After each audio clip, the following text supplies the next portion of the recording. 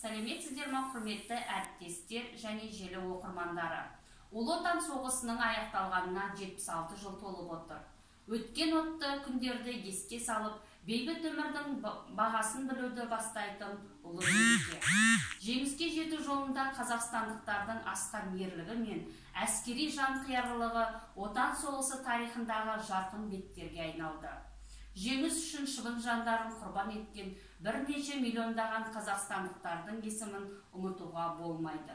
Жеңіс күніне орай кітапханамызда ардақты ардагерлерге мың тағзым атты кітап көрме ұйымдастырылды. Көрме 2 бөлімнен құралды. Жетісудың жеңімпаз жауынгерлері. Жеңістің рухы биік, даңқы мәңгі.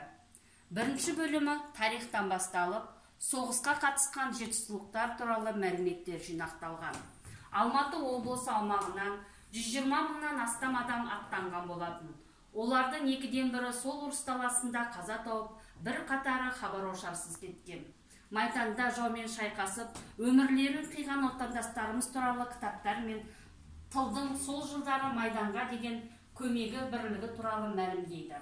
Көрменің 2-ші бөлімінде соғыс жылдары өздері көрген, бастарынан кешкен оқиғаларды қағаз бетіне түсірген жазушы, ақындар туралы әдебиеттер жинақталған.